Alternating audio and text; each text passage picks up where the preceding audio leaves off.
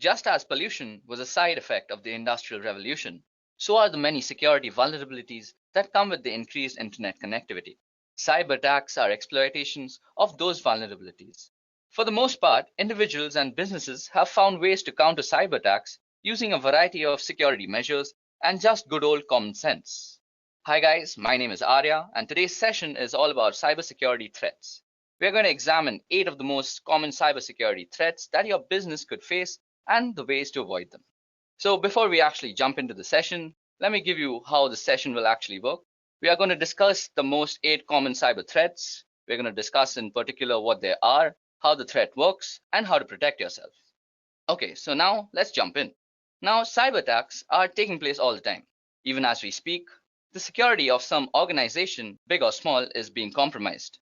For example, if you visit this site out here, that is ThreatCloud, you can actually view all the cyber attacks that are actually happening right now. Let me just give you a quick demonstration of how that looks like. Okay, so as you guys can see out here, these are all the places that are being compromised right now. The red parts actually show us the part that is being compromised, and the yellow places actually show us from where it's being compromised from. Okay, as you guys can see now that someone from the Netherlands is actually attacking this place and someone from USA was attacking Mexico. It's a pretty interesting site and actually gives you a scale of how many cyber attacks are actually happening all the time in the world. Okay, now getting back, I think looking at all these types of cyber attacks, it's only necessary that we educate ourselves about all the types of cyber threats that we have. So these are the 8 cyber threats that we're going to be discussing today. Firstly, we're going to start with malware. So malware is an all-encompassing term for a variety of cyber attacks, including Trojans, viruses, and worms. Malware is simply defined as code with malicious intent that typically steals data or destroys something on the computer. The way malware goes about doing its damage can be helpful in categorizing what kind of malware you're dealing with. So let's discuss it. So first of all, viruses. Like their biological namesakes, viruses attach themselves to clean files and infect other clean files, and they can spread uncontrollably, damaging a system's core functionality and deleting or corrupting files. They usually appear as executable files that you might have downloaded from the internet. Then there are also Trojans. Now, this kind of malware disguises itself as legitimate software or is included in legitimate software that can be tampered with. It tends to act discreetly and creates backdoors in your security to let other malwares in. Then we have worms. Worms infect entire networks of devices, either local or across the internet, by using the network's interfaces. It uses each consecutive infected machine to infect more. And then we have botnets and such, where botnets are networks of infected computers that are made to work together under the controller of an attacker. So basically, you can encounter malware if you have some OS vulnerabilities, or if you download some illegitimate software from somewhere, or you have some other email attachment that was compromised with. Okay, so how exactly do you remove malware, or how exactly do you fight against it? Well, each form of malware has its own way of infecting and damaging computers and data, and so each one requires a different malware removal method. The best way to prevent malware is to avoid clicking on links or downloading attachments from unknown senders, and this is sometimes done by deploying a robust and updated firewall, which prevents the transfer of large data files over the network in a hope to weed out attachments that may contain malware. It's also important to make sure your computer's operating system, whether it be Windows, Mac OS, Linux, uses the most up-to-date security updates. And software programmers update programs frequently to address any holes or weak points. And it's important to install all these updates as well as to decrease your own system weaknesses. So next up on our list of cyber threats, we have phishing. So what exactly is phishing? Well, often posing as a request for data from a trusted third party, phishing attacks are sent via email and ask users to click on a link and enter their personal data. Phishing emails have gotten much more sophisticated in recent years and making it difficult for some people to discern a legitimate request for information from a false one. Now, phishing emails often fall into the same category as spam, but are way more harmful than just a simple ad.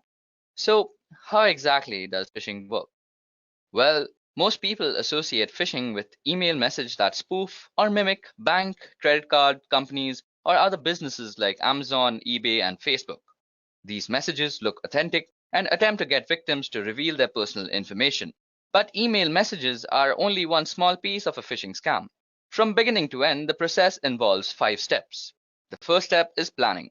the fisher must decide which business to target and determine how to get email addresses for the customers of that business. Then they must go through the setup phase. Once they know which business to spoof and who their victims are, fishers create methods for delivering the messages and collecting the data. Then they have to execute the attack, and this is the step most people are familiar with. That is, the fisher sends a phony message that appears to be from a reputable source. After that, the fisher records the information the victims enter into the web page or pop-up windows. And in the last step, which is basically identity theft and fraud, the fishers use the information they've gathered to make illegal purchases or otherwise commit fraud. And as many as a fourth of the victims never fully recover. So how exactly can you be actually preventing yourself from getting phished? Well, the only thing that you can do is being aware of how phishing emails actually work. So first of all, a phishing email has some very specific properties. So firstly, you will have something like a very generalized way of addressing someone, like dear client. Then your message will not be actually from a very reputable source. So out here, as you can see, it's written as Amazon on the label, but if you actually inspect the email address that it came from, it's from management@maisoncanada.ca, which is not exactly a legitimate Amazon address. Third, you can actually hover over the redirect links and see where they actually redirect you to. Now, this redirects me to www.fakeamazon.com, as you can see out here. So basically, you know this is actually a phishing email, and you should actually report this email to your administrators or anybody else that you think is supposed to be concerned with this. Also, let me give you guys a quick demonstration on how phishing actually works from the perspective of an attacker. So first of all, I have actually created a phishing website for harvesting Facebook credentials. I simply just took the source code of the Facebook login page and pasted it, and then made a backend code in PHP, which makes a log file of all the Facebook passwords that get actually entered onto the phishing page. Now, I've also sent myself an email as to make sure this looks legitimate, but this is only for spreading awareness, so please don't use this method for actually harvesting credentials. That's actually a very illegal thing to do. So let's get started. First of all, you'll go to your email and see that you'll get some email saying your Facebook credentials have been compromised. So when you open it, it looks pretty legit. Well, I haven't made it look all that legit. It should look legit, but the point out here is to actually make you aware of how this works. So as you guys can see, it says, "Dear client, we have strong reasons to believe that your credentials may have been compromised and might have been used by someone else. We have locked your Facebook account. Please click here to unlock. Sincerely, Facebook Associate Team." So if we actually click here, we are actually redirected to a nice looking Facebook page, which is exactly how Facebook looks like when you're logging in. Now, suppose I were to actually log into my Facebook account, which I won't. I'll just use some random ID, like this is an email @gmail.com, and let's put password as admin123, and we click login. Now, since my Facebook is actually already logged in, it'll just redirect to facebook.com, and you might just see me logged in. But on a normal computer, it'll just redirect you to www.facebook.com, which should just show this site again. Okay, so once I click login out here, all that the backend code that I've written in PHP out here will do is that it's going to take all the parameters that I've entered into this website, that is my email address and the password, and just generate a log file about it. So let's just hit login and see what happens. So as you guys can see, I've been redirected to the original Facebook page that is not meant for phishing. And on my system out here, I have a log file, and this log file will show exactly, as you can see, I've fished out the email address. This is an email @gmail.com, and it's also showed the password, that is admin123. So this is how exactly phishing works. You enter an email address, and you're entering the email address on a phishing website, and then it just redirects you to the original site. But by this time, you've already compromised your credentials. So always be careful when dealing with such emails. So now jumping back to our session, the next type of cyber attacks we're going to discuss is password attacks. So an attempt to obtain or decrypt a user's password for illegal use is exactly what a password attack is. Hackers can use cracking programs, dictionary attacks, and password sniffers in password attacks. Password cracking refers to various measures used to discover computer passwords. This is usually accomplished by recovering passwords from data stored in or transported from a computer system. Password cracking is done by either repeatedly guessing the password, usually through a computer algorithm in which the computer tries numerous combinations until the password is successfully discovered. Now, password attacks can be done for several reasons, but the most malicious reason is in order to gain unauthorized access to a computer with the computer's owner's awareness not being in place. Now, this results in cybercrime, such as stealing passwords for the purpose of accessing bank information. Now, today, there are three common methods used to break into a password-protected system. The first is a brute force attack. A hacker uses a computer program or script to try to log in with possible password combinations, usually starting with the easiest to guess password. So just think, if a hacker has a company list, he or she can easily guess usernames. If even one of the users has a password 123, he will quickly be able to get in. The next are dictionary attacks. Now, a hacker uses a program or script to try to log in by cycling through the combinations of common words. In contrast with brute force attacks where a large proportion key space is searched systematically, a dictionary attack tries only those possibilities which are most likely to succeed, typically derived from a list of words, for example, a dictionary. Generally, dictionary attacks succeed because most people have a tendency to choose passwords which are short or such as single words found in the dictionaries or simple, easy predicted variations on words such as appending a digit or so. Now, the last kind of password attacks are used by keylogger attacks. A hacker uses a program to track all of the user's keystrokes. So at the end of the day, everything the user has typed, including the login IDs and passwords, have been recorded. A keylogger attack is different than a brute force or dictionary attack in many ways, not the least of which the key logging program used is a malware that must first make it onto the user's device. And the keylogger attacks are also different because stronger passwords don't provide much protection against them, which is one reason that multi-factor authentication is becoming a must-have for all businesses and organizations. Now, the only way to stop yourself from getting killed in the whole password attack conundrum is by actually practicing the best practices that are being discussed in the whole industry about passwords. So basically, you should update your password regularly. You should use alphanumerics in your password. And you should never use words that are actually in the dictionary. It's always advisable to use garbage words that make no sense for passwords, as they just increase your security. So moving on, we're going to discuss DDoS attacks. So what exactly is a DDoS or a DOS attack? Well, first of all, it stands for distributed denial of service, and a DOS attack focuses on disrupting the service to a network, as the name suggests. Attackers send high volume of data of traffic through the network until the network becomes overloaded and can no longer function. So there are a few different ways attackers can achieve DOS attack, but the most common is the distributed denial of service attack. This involves the attacker using multiple computers to send the traffic or data that will overload the system. In many instances, a person may not even realize that his or her computer has been hijacked and is contributing to the DOS attack. Now, disrupting services can have serious consequences relating to security and online access. Many instances of large-scale DOS attacks have been implemented as a single sign of protest towards governments or individuals and have led to severe punishment, including major jail time. So, how can you prevent DOS attacks against yourself? Well, firstly, unless your company is huge, it's rare that you would be even targeted by an outside group or attackers for a DOS attack. Your site or network could still fall victim to one, however, if another organization on your network is targeted. Now, the best way to prevent an additional breach is to keep your system as secure as possible with regular software updates, online security monitoring, and monitoring of your data flow to identify any unusual or threatening spikes in traffic before they become a problem. DOS attacks can also be perpetrated by simply cutting a cable or dislodging a plug that connects your website server to the internet. So due diligence in physically monitoring your connections is recommended as well. Okay, so next up on our list is man-in-the-middle attacks.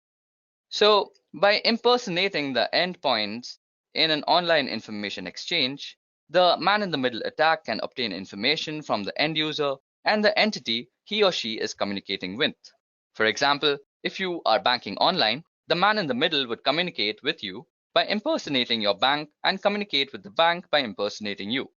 The man in the middle would then receive all of the information transferred between both parties, which could include sensitive data such as bank accounts and personal information.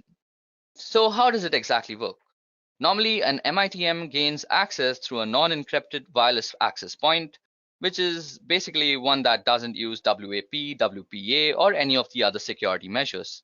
Then they would have to access all of the information being transferred between both parties by actually spoofing something called address resolution protocol.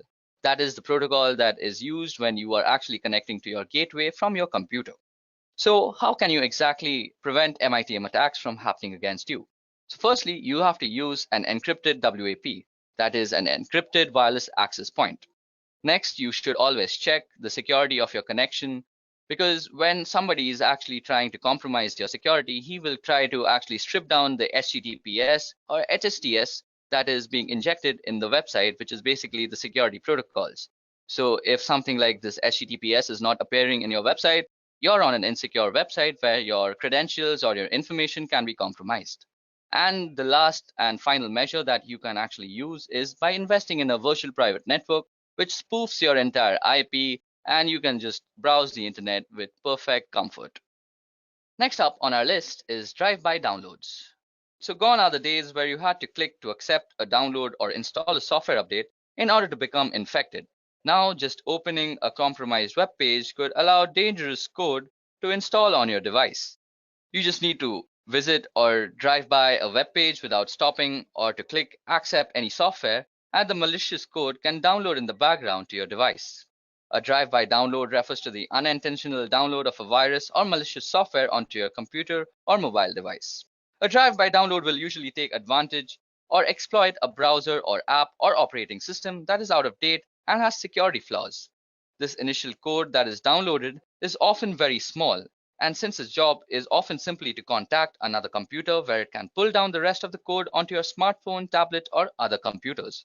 Often, a web page will contain several different types of malicious code in hopes that one of them will match a weakness on your computer. So how does this exactly work? Well, first you visit the site, and during the three-way handshake connection of the TCP/IP protocol, a backend script is triggered. As soon as a connection is made while the last ACK packet is sent, a download is also triggered and the malware is basically injected into your system. Now, the best advice I can share about avoiding drive-by downloads is to avoid visiting websites that could be considered dangerous or malicious. This includes adult content, file-sharing websites, or anything that offers you a free trip to the Bahamas.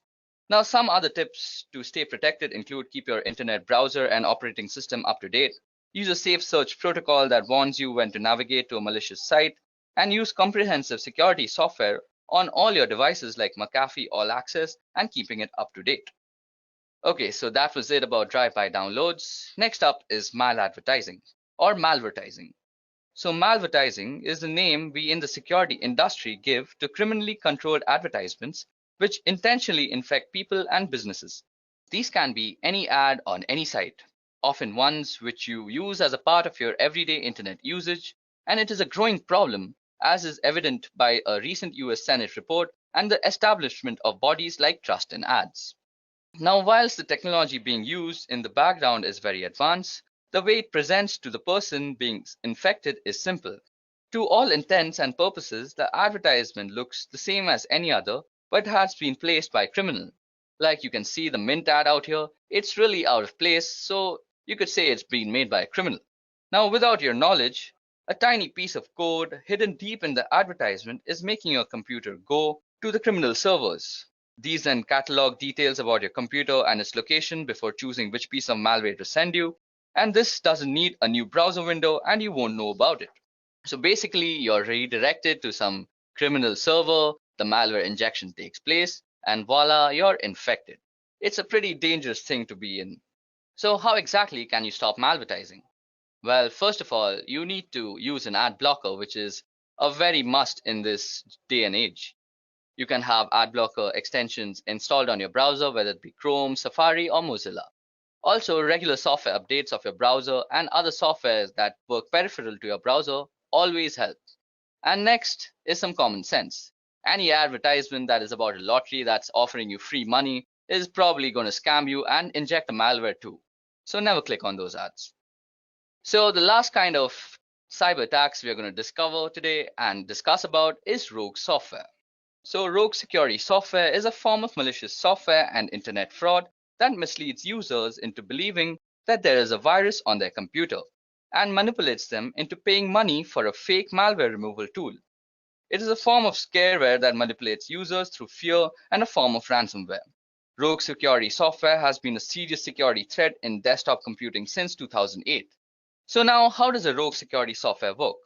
These scams manipulating users into download the program through a variety of techniques. Some of these methods include ads offering free or trial versions of security programs, often pricey upgrades, or encouraging the purchase of the deluxe versions. Then also pop-ups warning that your computer is infected with a virus, which encourages you to clean it by clicking on the program. And then manipulated SEO rankings that put infected website as the top hits when you search. These links then redirect you to a landing page that claims your machine is infected and encourages you a free trial of the rogue security program. Now, once the scareware is installed, it can steal all your information, slow your computer, corrupt your files, disable updates for legitimate antivirus softwares, or even prevent you from visiting legitimate security software vendor sites. Well, talking about prevention, the best defense is a good offense. And in this case, an updated firewall makes sure that you have a working one in your office that protects you and your employees from these type of attacks. It is also a good idea to install a trusted antivirus or anti-spyware software program that can detect threats like these. And also a general level of distrust on the internet and not actually believing anything right off the bat is the way to go. Okay, guys, so that was me about all the 8 different types of cyber threats and how they actually work and how you could prevent them. I also hope you enjoyed the demonstration I showed about phishing. That's it from me. Goodbye.